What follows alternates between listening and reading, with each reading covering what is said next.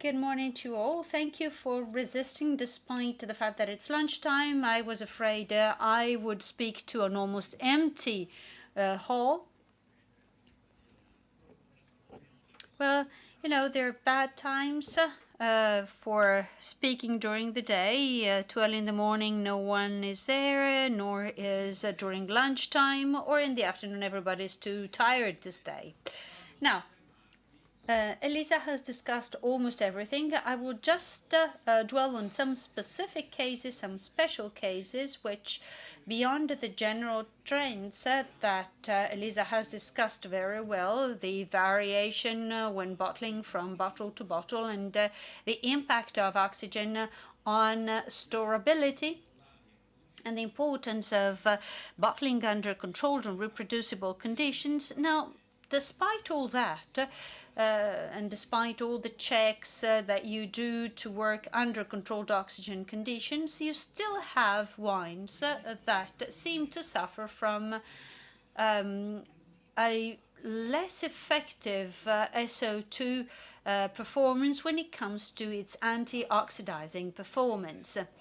Now, what does that come from, and what can winemakers do when faced with the complexity of the phenomenon that we will be discussing? Now, why is this relevant to us to begin with? Well, more generally, other than the choice of the closure, we observe that certain varieties are not performing so well when it comes to resisting oxidization, and that certain vintages seem to suffer more, particularly when wines are shipped a long distance. And when that happens, we'd like to have wines that have a long shelf life and that can preserve their characteristics for a more extended period of time. So this notion of a fast evolution, faster than expected or than desirable, that's a notion that crops up pretty often. Now, Elisa has mentioned several tools that you can use at the winery to control oxygen, and also during pressing or during storage. So technology has taken mammoth leaps forward in that respect, and we can also measure the result after each step, but there's still a missing step. How much oxygen, in other terms, does wine really need so that it can have a favorable effect instead of a detrimental one on the quality of wine? As Elisa mentioned, the evolution in a wine, particularly when it comes to SO2, depends on how much oxygen the wine is exposed to. Now, where does that oxygen come from? Other than microoxygenation, when you deliberately bring oxygen to the wine, well, oxygen is generally present in the air, 21% of our atmosphere. So all vinification steps are either accidentally or controlled steps in terms of their exposure to oxygen. Sulfur dioxide has a role in that because it's a key the choice antioxidizers used by most wineries. Also, it inhibits microbes and enzymes.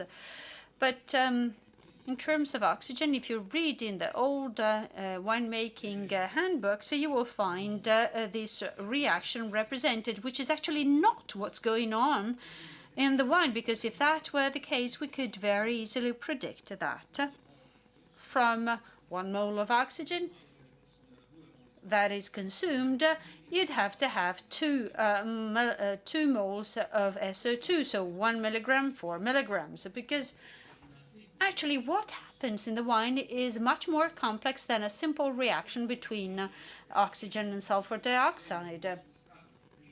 Oxygen reacts with wine based on a substrate, the orthodiphenyls, a special class of polyphenols with caffeic acid, that can oxidize for forming quinones by virtue of the fact that on one of these rings they have 2 OH.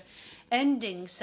This reaction leads to the formation of quinone and H2O2, which is a very powerful oxidizer that can evolve also with results such as light struck taste. Quinones, on the other hand, are vectors of the oxidization because they are very reactive to the various substrates in the wine, and therefore they will propagate oxidization reactions that can have deleterious effects in that they can form aldehyde, which are bad for for the aromas. Or also, they can have very interesting effects in reducing reductive aromas or reduction aromas, or cause the loss of varietal thiols. Now, but the basis of all these phenomena is the oxidization of the orthodiphenolic molecule, which is the basic substrate for oxidization. Now, the SO2 will react with the quinones, preventing the propagation of oxidization reactions and reducing these quinones by blocking them or making them become orthodiphenyls again, and also reabsorbing the H2O2. So the SO2 consumption that is observed when wine is exposed to oxygen is associated with the interference of SO2 with these reactions, not so much the direct reaction between SO2 and oxygen, because that would be very slow. It is at a different stage that SO2 has a role. So without a substrate like that, SO2 consumption would be much, much less. Now, if you look at these reactions, and more specifically the part that has to do with SO2 consumption and polyphenol oxidization, there's a role on the part of sulfur dioxide, which is able to reduce the quinones formed by oxidation by bringing them back to the previous stage of orthodiphenyls with a consumption of HO3-, or the formation of stable adducts with the addition of the SO2 capacity to reduce H2O2 to H2O. So these are the two key elements where sulfur dioxide, two key steps where sulfur dioxide is mostly consumed. So that should explain why certain wines are consuming more SO2 than others, or than expected. We could imagine that the wines that contain more oxidizable polyphenols, which are the catalysts in this process, or H2O2, are consuming most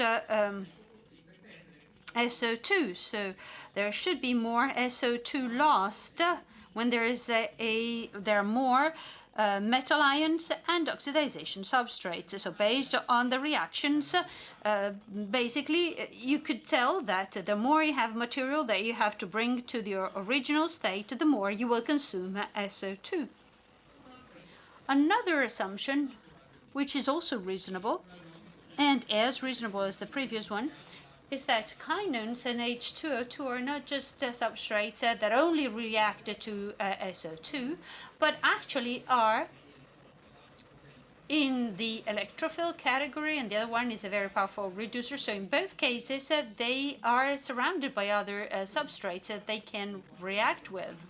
These other substrates would alleviate the contribution of SO2. So wines with fewer oxidizable polyphenols and competitive substrates such as glutathione or other polyphenols and certain amino acids or other reducing substances might. Sorry, there's a mistake. It should say less consumption. There might be involve a lower consumption of SO2 per quantity of oxygen consumed. So in the first case, these would be more fragile wines in terms of oxidization. So these are general theories, general assumptions, but then in practice what you observe is that the oxygen consumed during storage increases.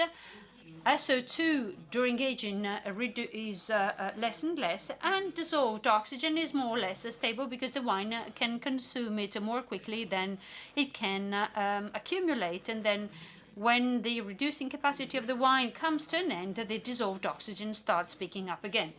This is what applies during bottle storage, but that holds also true for steel tanks or oak barrels, because oak barrels are permeable to oxygen. They help propagating oxidation. Back to our reaction. If this held true, the molar ratio between consumed SO2 and consumed oxygen should be 2 to 1, or by weight 4 to 1, 4 milligrams of SO2 consumed per milligram of oxygen consumed. But actually, these ratios, as Elisa illustrated in her presentation, these are just the theoretical ratios which are based on this reaction that actually does not take place. In real truth, in actual truth, what you often encounter is different ratios, as Elisa pointed out. Here are different wines for which the SO2 to oxygen, consumed SO2 to consumed oxygen ratio is illustrated, and the ratio is never 4 to 1. In this case, it ranges between 1 to 2.3. So basically, that proportion is never met. And that is because the reaction is not how things are happening, but it all happens based on those complex reactions we've discussed before. So that changes the picture we had initially had to deal with. So the initial free SO2 and the consumed free SO2 per milligram of oxygen consumed during the experiment are compared here. First remark, it's pretty simple. The more you have SO2 at the beginning, the more it will be consumed at equal amounts of oxygen. If you have available SO2, it will be immediately consumed, because that is the first substrate that comes into play once the kinones and the H2O2 have formed. So this is the key antioxidant. The more there is, the more we'll lose.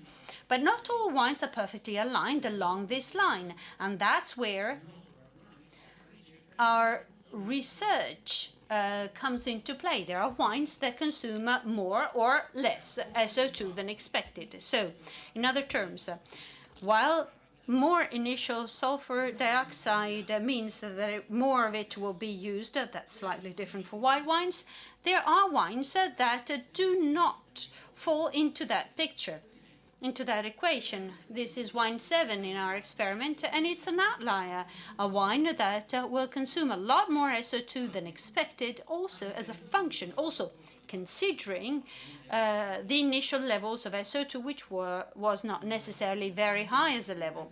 So again, our sample number 7 is a good example of what happens in real cases, despite all the cautiousness that we can put in place in dealing with our wines during racking, bottling, and so forth and so on. There are wines with substrates that lend themselves more than others to oxidative degradation. Why is that? Well, the first observation we did studying this population of wines was that wine number 7 was the one that consumed oxygen most slowly. So the speed, the rate of consumption is very different from the rest of the samples. Now, that should prompt us to assume the following. If we try to understand what consumption rate and loss of SO2 mean, the assumption should be that if wine number 7 consumes SO2 more than expected, but its oxygen consumption rate is lower, it might be poorer in these competitive substrates that allow us to have sulfur dioxide and preserve it and produce oxidation processes more quickly. But that leads it to a very interesting assumption. How can I recognize such a substrate, a wine like this, as a winemaker? Because if you have a wine like this, you have to prepare it very specifically for bottling with certain doses of SO2, or choose specific packaging, such as not choosing closures that would be too permeable to oxygen and using more impermeable, airtight closures, trying to not add oxygen and prevent oxidation as much as possible. Now, In the studies that we carried out on this wine population to understand what substrates, what these relevant substrates might be, these competitive substrates, well, in doing so, we did not find just one explanation that would account for the whole situation. We understood that these wines contain more glutathione and that they had a very specific polyphenolic analysis, but nothing so significant that would direct us to a very clear-cut explanation. So we dealt with these things differently. If this is the reaction that is relevant to us, the one that starts everything, it is a reaction that generates electrons. There's an electron transfer going on here. Electrochemical analytical techniques, although these are untargeted analyses that will not make it possible to measure individually the catechin or catechins in the wine, allow us nevertheless to study these reactions, measuring the electron flow that is generated. Now, starting from the assumption that the various oxidable molecules in the wine are differentiated according to the potential of each molecule, we can, during an analysis where we apply growing levels of potential, we can obtain a chart that responds to the presence of all the oxidizable molecules in the wine, including the competitive substrates, which when oxidized with SO2 or in parallel with SO2 are an indication of stability. Now, electrochemistry is not our invention. It's something that has existed for long, and it was pretty complicated pretty hard to use when it comes to large numbers of samples. But very recently, thanks to the introduction of single-use one-way electrodes, things have been speeded up very significantly. You use an electrode per drop of wine, and it goes very fast. So our first part of our study was to accumulate a data bank of pure molecules to associate the complex electrochemical profiles to these molecules to understand what molecule the signal here refers to, and so forth and so on. I will not take time to describe the study which is published, but the starting point is the interpretation that we give of these signals. The type of experiment that we have carried out for this type of studies is the following. We take a wine, we measure its initial electrochemical fingerprint or baseline, and then we administer a perfectly controlled dose of oxygen. We monitor the growth in oxygen consumption with our sensors. We can tell, for instance, that wine number 7 has a lower speed of consumption, lower rate of consumption of oxygen compared to the others, and then we move on, analyzing again the same sample, obtaining a second electrochemical fingerprint after oxidization. We then compare the two fingerprints with the differences, showing the differences of all in all the oxidizable molecules, and from there on we elaborate a strategy to interpret the signals and connect the new electrochemical signals to the characteristics in terms of the individual wines and their behaviors. Now here we have plotted the new electrochemical profiles obtained through the comparison of electrochemical fingerprints before and after, and we have plotted that in the form of a multivariate chart. Now, comparing that with our data bank of oxidizing responses in individual samples, we see that there's a very characteristic distribution of the wines between those that consume oxygen more slowly or more quickly. And so this is a voltamgram that identifies the consumption of oxygen and the ability to consume it faster or more slowly. So you have slow consuming on the left and fast consuming on the right. There's an area between 0 and 400 millivolts where the molecules that are easiest to oxidize are located, and the wines with a slow consumption are poor in those substances, and vice versa, the others that consume it more quickly. So it's much higher the curve in this area than for the others. Now, well, it might sound trivial. Of course, if you have more oxidizable molecules, it's normal to think that the wines will oxidize more quickly. But now we can obtain this result with an analysis that will take 30 seconds without preparing the sample preliminarily. And it becomes relevant for us in the lab, but also for people who, in the winery, in the cellar, want to characterize their wines, to then understand, beginning with the must, how oxidizable their raw materials are. And that from a voltamgram that compares databank information on oxidization for individual wines in order to understand what the oxidization behavior will be. Now, back to our set of wines that included a wine that consumed more oxygen than expected and one that consumed more sulfur dioxide or less sulfur dioxide. It wasn't oxygen, the speaker is correcting himself. And comparing that with the data bank, you see that these are the typical profiles of wines where SO2 is less effective, while these are profiles of wines where SO2 is most effective. You don't lose SO2 and the wines and the oxygen is consumed more quickly.